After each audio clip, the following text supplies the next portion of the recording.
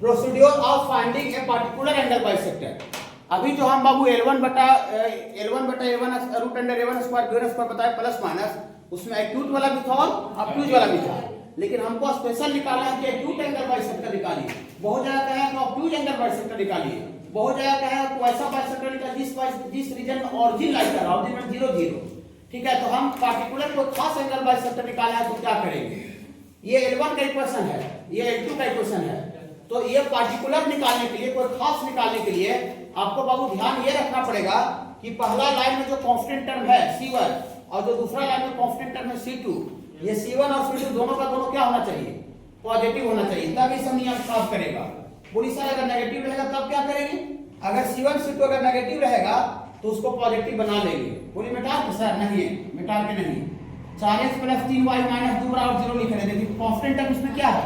Negative. तो negative रहने पर इसका नियम नीचे वाला काम नहीं करेगा, इसको माइनस कॉमन निकाल लेंगे। तो माइनस कॉमन निकालेंगे तो -4x - 3y और +2 हो जाएगा, कि माइनस कॉमन निकालेंगे तो +2 हो जाएगा कि नहीं? और माइनस को कॉमन निकाले तो उधर भेज देंगे, तो 0 बटा -1 0।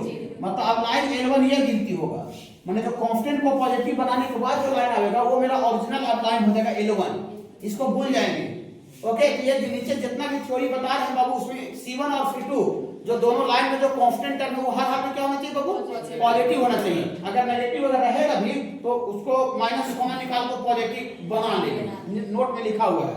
If C1 and C2 are not positive, माने C1 C2 अगर पॉजिटिव नहीं है तो देन मेक इट पॉजिटिव, उसको पॉजिटिव बना लेंगे, वही माइनस कॉमन निकाल के। तो equation of the angle bisector in which angle origin lie, वैसा बाइसेक्टर निकालना जिसमें ऑरिजिन लाई कर रहा है, माने जिस क्षेत्र में, जिस रीजन में ऑरिजिन माने 0 0 लाई कर रहा है वो बाइसेक्टर निकालना है। तो ऑरिजिन जो होता है बाबू हमेशा ऑरिजिन के लिए हमेशा वो प्लस यूज करते हैं। जो अभी L1 बटा L2 जो प्लस माइनस लिखे थे, तो प्लस माइनस में क्या लेंगे बाबू? प्लस। तो प्लस वाला जहां साइन लेंगे तो उसके लिए वैसा बाइसेक्टर आएगा जिस रीजन में ऑरिजिन लाई कर रहा होगा। तो असाइनमेंट में देखिए तो प्लस लिखा हुआ है यहां पर, प्लस देखिए तो ऑरिजिन वाला प्लस माइनस दोनों लिख दिया है यहाँ पर बाबू। 1 नंबर राइट साइड में पेज नंबर 69 प्लस माइनस दोनों लिखा हुआ है, तो माइनस काट दीजिए, खाली प्लस कर दीजिए। ऑरिजिन के लिए हमेशा पॉजिटिव यूज करेंगे, कर दीजिए ना तो आप लोग को जूनियर भाई पढ़ेंगे तो फिर उसको दिक्कत हो जाएगा। ठीक है, थोड़ा गलती कर दिया यहाँ पर। ऑरिजिन के लिए हमेशा प्लस होता है, प्लस माइनस दोनों लिख दिया है। ठीक है, हाँ बोलिए सर ऑरिजिन के लिए तो हो जाएगा सर, एक्यूट और ऑब्ट्यूज के लिए क्या करेंगे? देखिए एक्यूट और ऑब्ट्यूज के लिए इसका वैल्यू निकालना पड़ेगा, A1 A2 plus B1 B2। बोलिए A1 A2 क्या है सर? A1 यहाँ है x का कोफिशिएंट, A2 दूसरा लाइन में x का कोफिशिएंट, पहला लाइन में y का कोफिशिएंट B1 और दूसरा लाइन में y का कोफिशिएंट B2। तो A1 A2 plus B1 B2 निकालेंगे, A1 A2 plus B1 B2। अगर इसका वैल्यू अगर पॉजिटिव आ गया, इसका वैल्यू अगर पॉजिटिव आ गया तो that equation of obtuse angle bisector, obtuse angle bisector के लिए हम प्लस लेंगे और फिर दो को तो होवे करता है, तो ऑब्ट्यूज के लिए प्लस ले लिए, तो अगला जो माइनस वाला होगा वो एक्यूट के लिए होगा, एक्यूट के लिए होगा। माने A1 A2 B1 B2 का साइन अगर पॉजिटिव आ गया तो एक्यूट ऑब्ट्यूज के लिए पॉजिटिव, और जो अगला जो माइनस वाला होगा वो एक्यूट के लिए होगा। तो थोड़ा सा इसमें भी गलती कर दिया है, यहाँ पर प्लस लिख दीजिएगा सबसे नीचे, लाइन दूसरा का 1 सबसे नीचे, page number 69 plus, page number 69 का सबसे लास्ट A2 को पहले प्लस कर दिए, हाँ, और इधर इधर करके फिर माइनस इसमें लिखना है अगला वाला में, पेज प्लस के पेज नंबर 70 माइनस वाला एक्यूट के लिए होगा, माइनस देखिए छोड़ दिया सबसे ऊपर लाइन कर दिए।